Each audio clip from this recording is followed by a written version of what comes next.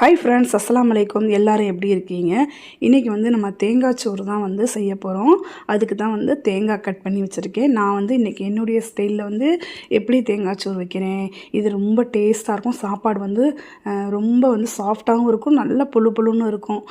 இப்போ நம்ம தேங்காய் பொடி பொடியாக கட் பண்ணிவிட்டு மிக்ஸி ஜாரில் போட்டு நம்ம அரைச்சிக்கிருவோம். நான் இப்போ தேங்காய் பூரா மிக்சியில் போடுறேன். இனிமேல் கட் பண்ணி தான் நான் அரைப்பேன், அப்படியே போட மாட்டேன். நான் இன்றைக்கி கேஸ் அடுப்பில் தாளித்து விட்டுட்டு ரைஸ் குக்கரில் அப்படியே சட்டியை தூக்கி வச்சு தான் செய்ய போகிறேன். இது சூப்பராக புழு புழுன்னு வரும். இப்போ வாங்க நம்ம எப்படி செய்யலான்றதை பார்க்கலாம். இப்போ அந்த தேங்காவெல்லாம் நல்லா அரைச்சி நம்ம தேங்காய் பால் புழிஞ்சுக்கிருவோம்.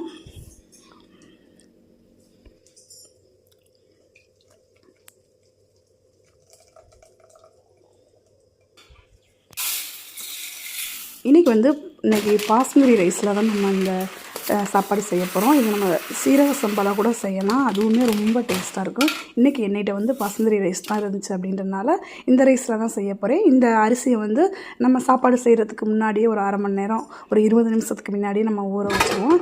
இப்போ எல்லாமே வெங்காயம் தக்காளி எல்லாமே கட் பண்ணி வச்சுட்டு இப்போ இந்த பாத்திரத்தில் தான் செய்ய போகிறேன். இந்த ரைஸ் குக்கருக்குள்ளே இருக்கும் பார்த்திங்களா, அந்த பாத்திரத்தில் தான் இப்போ நான் தாளித்து விட போகிறேன் கேஸில். இப்போ இதுக்கு தேவையான எண்ணெயை சேர்த்துக்குவோம். நீங்கள் தேங்காய் எண்ணெய் சேர்த்துக்கோங்க. தேங்காய் எண்ணெய் தான் தேங்காய் சோறுக்கு ரொம்ப டேஸ்ட்டாக இருக்கும்.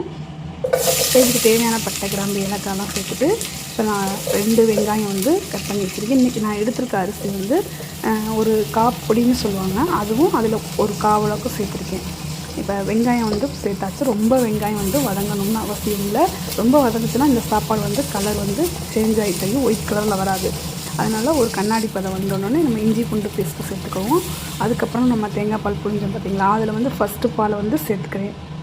இது 2வது பால். இன்றைக்கி நம்ம 1 கப் ரைஸ்க்கு 2 கப் தண்ணி அப்படி அந்த விதத்தில் தான் நம்ம ஊற்ற போகிறோம். இப்போ இதை நல்லா ஊற்றிட்டு இப்போ ஒரு பிரட்டிடுவோம்.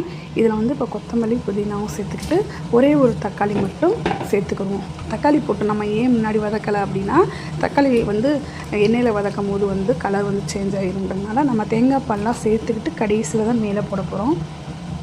அப்படி தான் போட்டிருக்கேன் நான். அந்த தேங்காய் பால் கொதிச்சதுக்கப்புறம் நான் ஒரு அரை கப் தயிரும் ஒரு அரை லெமனும் சேர்த்துக்கிட்டு அதோடு நம்ம ஊற வச்சிருந்த அரிசியும் சேர்த்து அப்படியே தூக்கி ரைஸ் குக்கரில் சேர்த்துட்டேன்.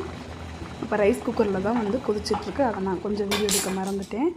இப்போ திறந்து பாருங்களேன், நம்மளுக்கு எல்லாமே சாப்பாடுலாம் வந்துருச்சு. எவ்வளோ சூப்பராக புழு புழுன்னு சூப்பராக தெரியுது பார்த்திங்களா. அந்த தக்காளிலாம் அப்படியே கலர் சேஞ்ச் ஆகாமல் அப்படியே முழுசாக இருக்க மாதிரியே இருக்குது. சாப்பாடுமே ரொம்ப சூப்பராக உதிரியாக இருக்குது பார்த்திங்களா.